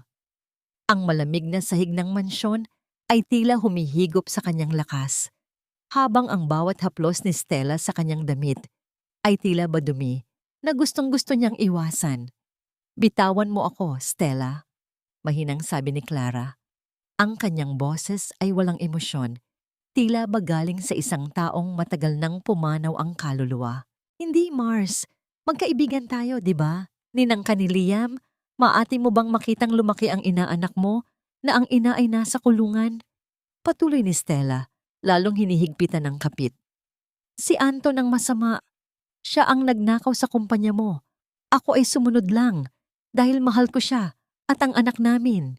Sa isang mabilis na kilos, si Aling Martha, na kasalukuyang pilit na iginigiya ng isang pulis, ay sumigaw ng may puot. "Ang kapal ng mukha mo, Stella. Ngayon ay ilalaglag mo ang anak ko? Ikaw ang laging humihingi ng pera. Ikaw ang nagsabing kulang ang sustento para sa mga mamahaling bag mo." Nagsimulang magsagutan ng dalawang babae. Isang ingay na tila ba kiskisan ng mga kinakalawang na bakal sa gitna ng isang sagradong silid. Pinanood sila ni Clara, ang dalawang babaeng pinagkatiwalaan niya, na ngayon ay tila mga asong nag-aagawan sa isang butong wala ng laman. Isang malalim na pagkasuklam ang namuo sa kanyang dibdib. Ngunit mas matindi ang kaba na idinudulot ng katahimikan ni Don Severino sa kanyang likuran. Dahan-dahang lumingon si Clara kay Don Severino. Ang matanda ay nakatayo pa rin sa gitna ng sala. Hawak ang kanyang baston, ngunit ang kanyang mga balikat ay tila bumagsak ng bahagya. Ang liwanag mula sa chandelier ay nagbibigay ng anino sa kanyang mukha. Itinatago ang mga matang dati ay puno ng katapangan. "Ninong, totoo ba?" tanong ni Clara. Ang bawat titik ay tila may kasamang dugo na lumalabas sa kanyang bibig. "Anong alam mo sa aksidente ni Papa at Mama?" Sa gitna ng kaguluhan, lumapit si Gabriel at tumayo sa tabi ni Clara. Hindi niya hinawakan si Clara, ngunit naramdaman ni Clara ang init ng presensya nito na tila isang kalasaglaban sa mga kasinungalingan ng paligid. Inayos ni Gabriel ang gusot sa manggas ni Clara, isang maliit na kilos na nagpaparamdam na kahit gumuho ang mundo nito, may isang taong mananatiling nakatayo sa tabi niya. Ang kanilang mga mata ay nagtagpo at sa tingin ni Gabriel, nakita ni Clara ang isang babala. Isang babalang nagsasabing hindi pa tapos ang bagyo. "Clara, huwag mong pakinggan ang mga desperadong salita ng isang taong papunta na sa bilangguan," wika ni Don Severino. Ang boses ay matatag, ngunit may bahid ng panginginig na tanging si Clara lang ang makakapansin. "Ginagawa ni Anton ang lahat para sirain ang tiwala mo sa akin dahil alam niyang ako lang ang natitira mong kakampi. Pero bakit ka natahimik, Ninong? Bakit ka umiwas ng tingin?" Patuloy ni Clara. Ang pagdududa ay tila isang maliit na buto na mabilis na tumutubo sa kanyang puso. Binabalot ang kanyang buong pagkatao. Hindi na nakasagot si Don Severino dahil sa mabilis na pagkilos ng mga pulis. Tuluyan nang inilabas si Anton, si Stella at si Aling Martha. Ang mansyon na dati ay puno ng dumi ng kanilang pagkatao ay biglang tumahimik. Ngunit ang katahimikang ito ay mas nakakatakot kaysa sa anumang sigawan. "Gabriel, dalhin mo muna si Clara sa itaas. Kailangan niyang magpahinga," utos ni Don Severino habang hindi pa rin tumitingin ng diretso kay Clara. "Kailangan nating mag-usap, Ninong. Hindi bukas, hindi mamaya, kundi ngayon din," mariing sabi ni Clara. Habang paakyat sila sa hagdanan, naririnig ni Clara ang tunog ng pag-alis ng mga sasakyan ng pulis sa labas. Isang tunog na dapat sana ay magdadala ng kagaanan. Ngunit tila ba naging hudyat ng simula ng isang mas malalim na misteryo. Pagpasok nila sa silid, agad na binuksan ni Clara ang vault Sa loob ng kanyang walk-in closet, kinuha niya ang isang lumang itim na notebook na pag-aari ng kanyang ama. Isang bagay na hindi niya binuksan simula noong pumanaw ito dahil sa sobrang sakit. Ang amoy ng usok ay tila isang sumpa na bumabalot sa buong silid, humahalo sa alikabok ng mga lumang alaala at bagong pagtataksil. Nanginginig ang mga kamay ni Clara habang mahigpit na hawak ang resibo mula sa talyer. Tumingin siya kay Gabriel, ang kanyang mga mata ay puno ng pagtataka at matinding takot. "Gabriel, ano ito?" Bulong ni Clara. Ang kanyang boses ay halos hindi na marinig. "Ang sulat kamay ni Papa bago sila maaksidente." Bakit tinanong niya si Ninong Severino tungkol sa preno ng sasakyan at bakit siya sinusunog ng dokumento sa labas? Kinuha ni Gabriel ang resibo at maingat na binasa. Ang kanyang muka ay naging seryoso. Ang talyer na ito, dati itong pag-aari ng isang tao na kaibigan ni Don Severino. At ang sinasabing aksidente ng mga magulang mo, Clara, ay may ilang katanungan na hindi kailanman nasagot. Lumingon si Gabriel sa bintana. Tinitigan ang bahay ni Don Severino sa malayo. Ang kanyang noo ay nakakunot, tila may malalim na iniisip. Ang kaso ng mga magulang mo ay isinara bilang aksidente. Ngunit ang mga tao sa probinsya noon ay may mga bulong-bulungan na hindi raw iyon aksidente. Pero wala namang ebidensya. At isa pa, si Don Severino ang nag-asikaso ng lahat. Tiningnan ni Clara ang labas ng bintana. Ang kanyang inosenteng pagkabata, ang alaala ng kanyang mga magulang, ay tila isang kumunoy na ngayon ay humihigop sa kanya. Si Don Severino, ang taong itinuring niyang pangalawang ama, ang nag-asikaso ng lahat pagkatapos ng trahedya, ang nagbigay sa kanya ng tiwala sa kumpanya. Ngunit ang lahat ba ng yon ay isang bahagi lamang ng isang malaking kasinungalingan? "Kailangan nating alamin ang katotohanan, Gabriel," mariing sabi ni Clara. "Hindi ko pwedeng hayaang manatiling isang malaking tanong ang pagkamatay ng mga magulang ko. Kung si Ninong Severino ang may kinalaman, kailangan kong malaman kung bakit." Binuksan ni Clara ang kanyang laptop at sinimulang i-search ang pangalan ng talyer. Nalaman niya na ang may-ari nito ay pumanaw na rin 2 taon na ang nakalipas. Tila ba ang lahat ng posibleng ebidensya ay unti-unting binubura ng panahon? Sa gitna ng kanyang paghahanap, napansin ni Gabriel ang isang maliit na bookmark sa notebook ng ama ni Clara. Isa itong tuyong bulaklak ng sampagwita na may nakasulat na maliit na sulat sa likod. "Para sa aking nag-iisang babae, ang ilaw ng aking buhay, mahal na mahal ka ni Papa." Marahan itong kinuha ni Gabriel at inilagay sa kamay ni Clara. Ang sandaling iyon ay tila isang mahinang haplos mula sa kanyang ama. Isang paalala ng pagmamahal na lampas sa lahat ng pagtataksil. Nagbigay ito ng lakas kay Clara na ipagpatuloy ang kanyang paghahanap sa katotohanan. "May isang tao pa tayong pwedeng lapitan, Clara," wika ni Gabriel. Ang kanyang boses ay puno ng pag-asa. "Ang dati kong professor sa law school. Isa siya sa mga nag-imbestiga sa kaso ng aksidente ng mga magulang mo noon bilang isang independent counsel. Matagal nang may kutob iyon na may mali sa kaso. Dali-dali silang lumabas ng mansyon. Iniiwan ang katahimikan ng bahay na ngayon ay tila ba may kinikimkim na lihim." Sa bawat hakbang ni Clara sa kalsada, naramdaman niya ang malamig na simoy ng hangin. Ngunit ang kanyang puso ay nagliliyab sa apoy ng paghahanap ng hustisya. Pagdating nila sa lumang opisina ng propesor, sinalubong sila ng isang matandang lalaking may salamin at puno ng aklat ang buong paligid, si Profesor Andres Santos. "Clara, kailaki mo na. At ikaw naman, Gabriel, hanggang ngayon ay hindi ka pa rin nag-aasawa?" Wika ng propesor na may ngiti sa labi. Ngunit ang nangiti ni Clara ay pilit. "Profesor, kailangan po namin ng tulong nyo tungkol po sa kaso ng aksidente ng mga magulang ko." Agad na naging seryoso ang mukha ng propesor. "Alam kong darating ang araw na ito, Clara. Ilabas mo ang notebook ng iyong ama. May isang pahina roon na may selyo ng isang maliit na bulaklak. Iyan ang susi sa lahat. Dali-dali namang ibinigay ni Clara ang notebook kay Professor Santos. Binuksan ng propesor ang pahina kung saan nayroon ang tuyong bulaklak ng sampagwita. Sa ilalim ng bulaklak may isang pahina na may nakasulat sa Tagalog. Pahina mula sa journal ng ama ni Clara, Mr. Templo. May 10, 2,000 at XX. Nakaramdam ako ng kakaibang kaba. Ang preno ng sasakyan ko ay parang may problema.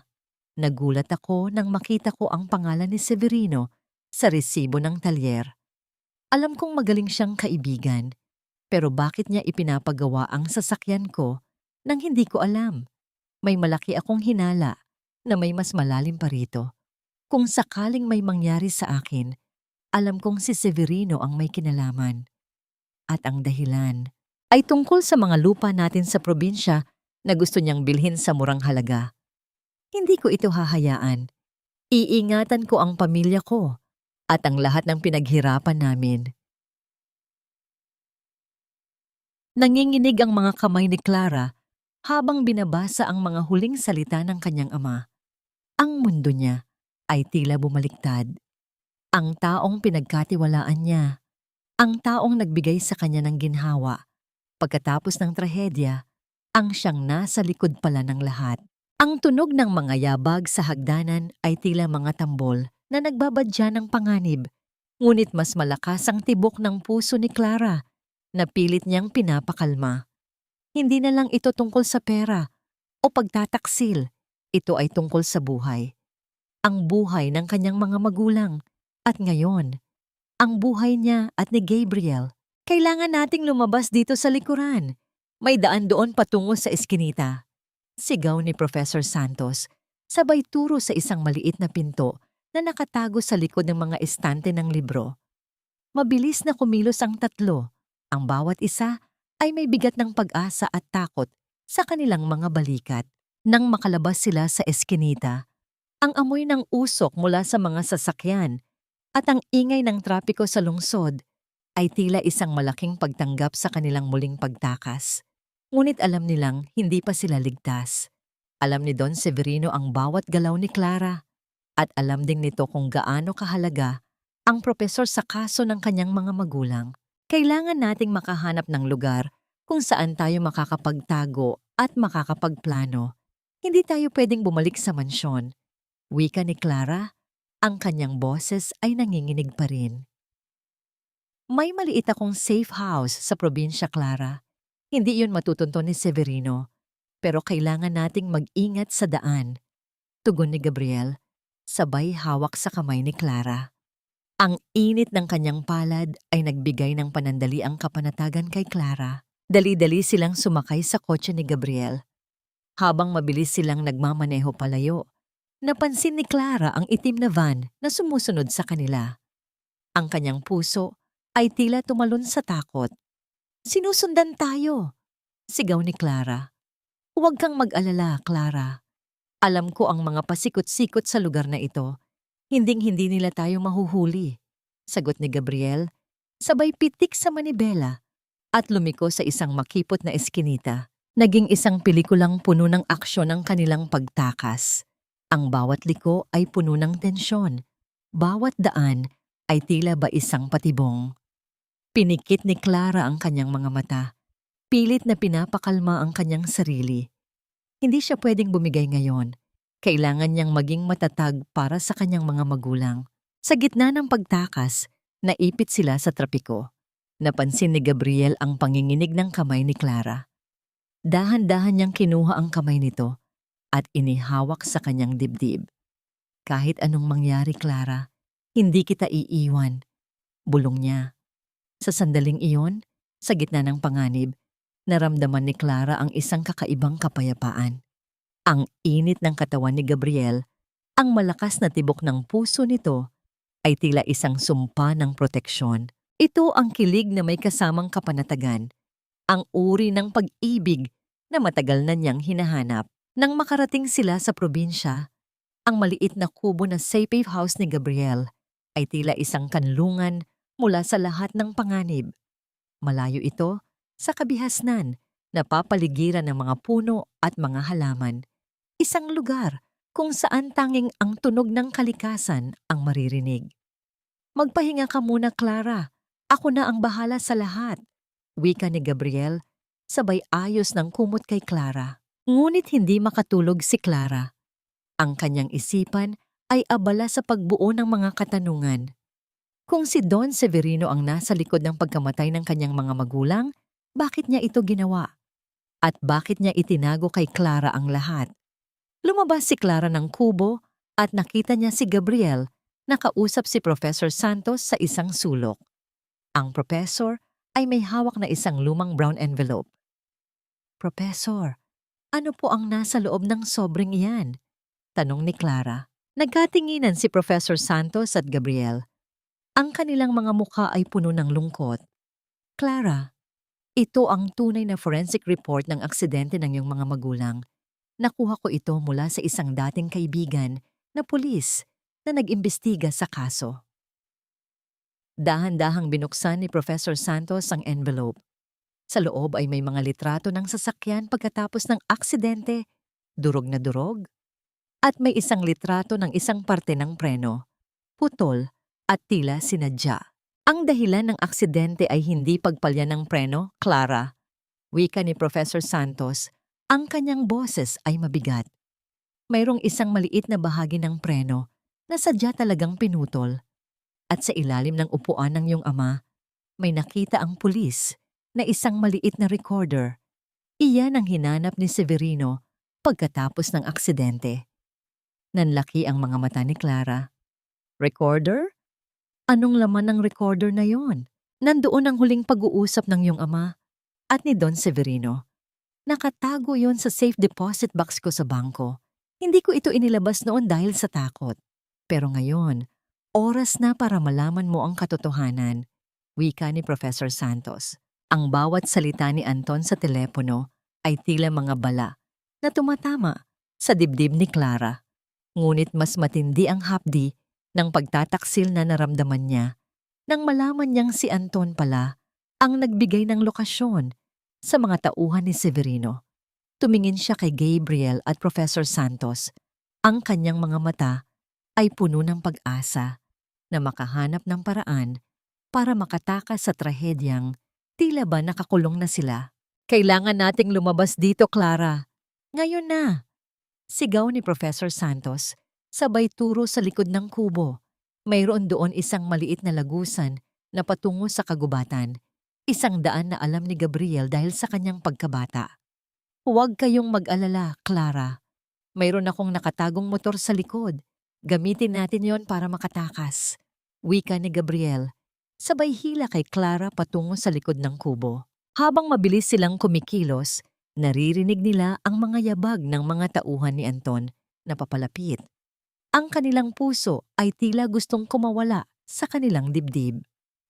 Ang bawat segundo ay mahalaga. Nang makarating sila sa likod ng kubo, agad na inilabas ni Gabriel ang motor. Mabilis na sumakay si Clara at Professor Santos. Walang pag-aalinlangan, pinaharurot ni Gabriel ang motor sa gitna ng kagubatan. Ang kanilang pagtakas ay naging isang madilim na pelikula.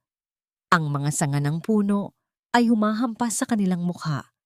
Ang tunog ng motor ay lumilikha ng isang mabigat na huni sa katahimikan ng gabi. Ngunit mas matindi ang kaba ni Clara na baka mahuli sila ng mga tauhan ni Anton. Gabriel, saan tayo pupunta? Sigaw ni Clara habang mahigpit na nakakapit sa likuran ng lalaki. Mayroon akong kaibigan na pulis na nagtatrabaho sa kabilang bayan, Clara. Kilala niya si Don Severino at alam niyang maraming lihim ang matandang yon, sagot ni Gabriel. Doon tayo pupunta. Doon tayo magsasampa ng kaso. Sa gitna ng pagtakas, biglang pinalakas ni Gabriel ang takbo ng motor. Napansin niya ang takot sa mga mata ni Clara. Dahan-dahan niyang inilapit ang kamay ni Clara sa kanyang sintido. Isang kilos na nagsasabing, huwag kang matakot. Nasa tabi mo lang ako. Sa gitna ng panganib, ang maliit na kilos na yon ni Gabriel ay nagdala ng kilig at kapanatagan kay Clara. Isang paalala na sa kabila ng lahat ng pagtataksil, merong pa ring pag-ibig at katapatan na maibibigay sa kanya. Ang mga bituin sa kalangitan ay tila mga saksi sa kanilang pagtakas at sa kanilang pag-asa na muling makabangon. Nang makarating sila sa kabilang bayan, bumungad sa kanila ang isang maliit na police station. Ang kaibigan ni Gabriel na pulis ay nagulat nang makita silang puno ng alikabok at pawis. Agad niya itong dinala sa isang pribadong silid. Clara, ito si Chief Inspector Reyes. Siya ang magiging kakampi natin. Pagpapakilala ni Gabriel. Chief Inspector, mayroon po kaming importanteng impormasyon tungkol sa kaso ng aksidente ng mga magulang ko. Wika ni Clara, sabay abot ng notebook ng kanyang ama at ang forensic report na dala ni Professor Santos. Dahan-dahang binasa ni Chief Inspector Reyes ang mga dokumento. Ang kanyang mukha ay naging seryoso. Alam ko na matagal nang may mali sa kaso na ito. Ang recorder na sinasabi niyo, Professor Santos, iyan ang hinanap ni Severino. Pero hindi niya ito nakuha noon dahil inilipat ko sa isang safe deposit box. Nanlaki ang mga mata ni Clara. Nasaan po ang recorder na yon? Nasa custody ko. Akala ko ay may panahon pa ako para ilabas ito. Pero dahil sa mga nangyari ngayon, oras na para malaman niyo ang katotohanan. Sagot ni Chief Inspector Reyes, sabay kuha ng isang susi mula sa kanyang bulsa. Nasa safe deposit box ko ito sa bangko. Kailangan nating kunin yon bukas ng umaga. Pero Chief Inspector, paano kung nalaman ni Severino na nandito kami? Paano kung magpakawala siya ng mas malaking kaguluhan? Tanong ni Clara. Kailangan nating maging handa, Clara. Kaya ko kayong protektahan dito sa station. Pero bukas, sa sandaling ilabas natin ang recorder na yon, sisiguraduhin kong wala nang makakatakas sa hustisya. Maring sabi ni Chief Inspector Reyes. Ang dilim ay tila isang malaking halimaw na bumabalot sa buong police station. At ang tunog ng putukan sa labas ay tila mga ngipin nito na handang kumain sa sinumang nasa loob. Naramdaman ni Clara ang panginginig ng kanyang buong katawan, ngunit ang haplos ni Gabriel sa kanyang kamay ay nagbigay sa kanya ng isang uri ng lakas. Clara, Professor Santos, manatili kayo rito sa likod ng desk. Kami na ni Gabriel ang bahala sa labas. Mariting sabi ni Chief Inspector Reyes, sabay kuha ng kanyang baril. Kailangan nating protektahan ang ebidensya. Ngunit bago pa man makalabas si Chief Inspector Reyes, biglang bumukas ang pintuan ng police station. Hindi mga pulis ang pumasok, kundi ang mga tauhan ni Severino na may hawak na mga matataas na kalibring baril. Ang kanilang mga mukha ay balot ng panyo, ngunit ang kanilang mga mata ay puno ng determinasyon na tapusin ang laban. Ibigay niyo ang recorder. Kung hindi, mamamatay kayong lahat dito. Sigaw ng isa sa mga lalaki. Nagkaroon ng putukan sa loob ng police station. Ang mga bala ay tila mga palaso na lumilipad sa hangin, tumatama sa mga dingding at sa mga gamit sa loob. Niyakap ni Gabriel si Clara. Sinigurong ligtas ito sa likuran ng desk. Sa gitna ng kaguluhan, habang magkadikit ang kanilang katawan ni Gabriel, naramdaman ni Clara ang init ng kanyang hininga sa kanyang buhok. Kahit anong mangyari, Clara, tandaan mo, lumaban ka. Hindi para sa akin, hindi para sa kanila, kundi para sa sarili mo, para sa mga magulang mo, bulong ni Gabriel. Sa sandaling iyon, ang takot ni Clara ay napalitan ng isang matinding determinasyon.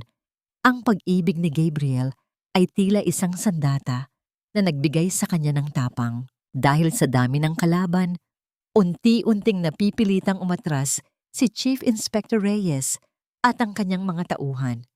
Ang police station ay naging isang war zone. Nagsimulang masunog ang ilang bahagi ng istasyon.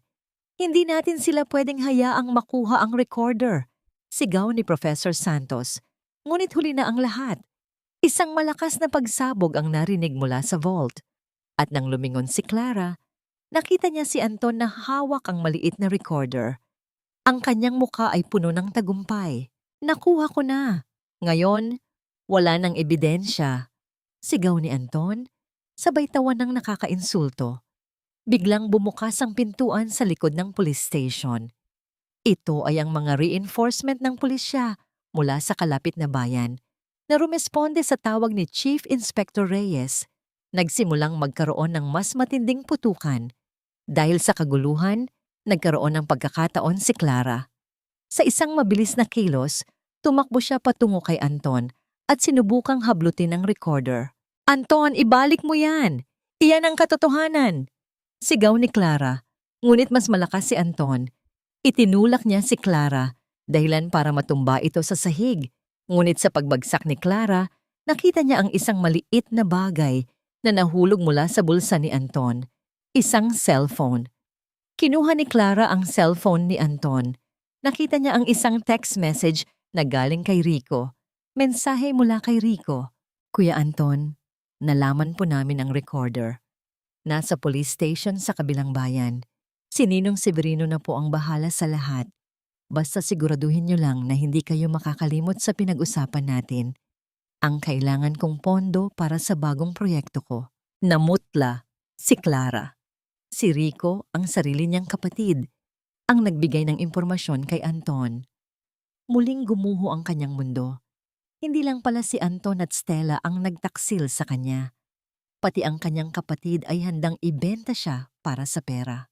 Ang bawat segundo ay tila isang malaking pader na humaharang sa hininga ni Clara. Ang malamig na dulo ng baril sa kanyang ulo ay nagbibigay ng panginginig sa kanyang buong katawan.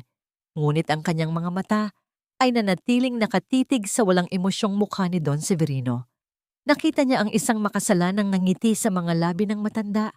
Isang nangiting tila nagbabayad ng utang na matagal ng pinlano. "Ano ang balak mong gawin, Ninong?" tanong ni Clara. Ang kanyang boses ay nanginginig, ngunit may bakas ng matinding galit.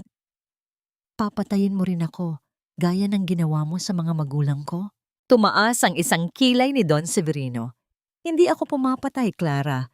Naglilinis lang ako ng mga bakas. Ang recorder na yan ay naglalaman ng mga impormasyon na hindi dapat malaman ng sinuman. Ang mga magulang mo ay naging matigas ang ulo. Ayaw nilang ibenta ang mga lupa sa probinsya na ngayon ay nagkakahalaga na ng bilyon-bilyon. Para sa pera? Pumatay ka para lang sa pera?" Sigaw ni Clara. Ang kanyang mga luha ay nagsimulang dumaloy. "At hinayaan mo akong lumaki na walang magulang habang nagpapanggap kang isang mabuting ninong?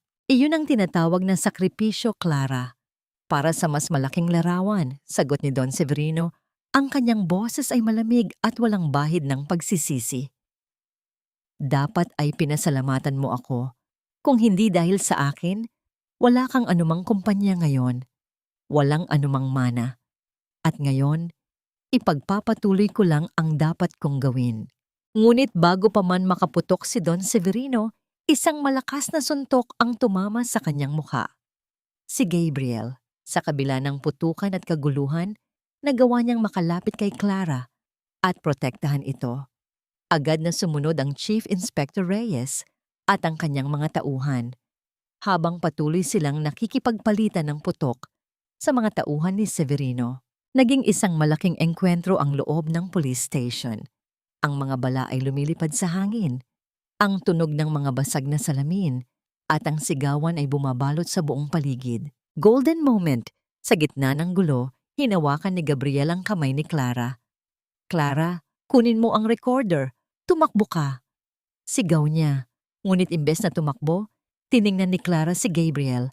Naramdaman niya ang init ng mga kamay nito at sa kanyang mga mata, nakita niya ang pag-ibig na walang katumbas.